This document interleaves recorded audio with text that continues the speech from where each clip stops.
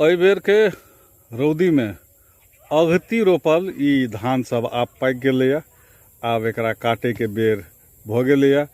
जेना तेना अगती रोपल ई धान सब काटे के समय आबि गेलैया। ई देख के खुशी लागे छै जेना एहि बेर साउन के मास में वर्षा नहीं भेलै, एकदम रौदी भेलै। अंतिम साउन में जाके किछ वर्षा भेलै जे किसान सब खेत रोपलकै। तहू में जतऽ सिंचाई के सुविधा नहीं रहे कोनो स्तर ततऽ बहुत खेत जे छै एहन खसलो छै। मुदा जैठाम किसान के अपना स्तर से सिंचाई रहे और अखाड़क दोसर तेसर हफ्ता में जे खेत अगतिये रोपने रहे, तई किसान सब के खेत में आब जे छै से धान पाकल लगलैया।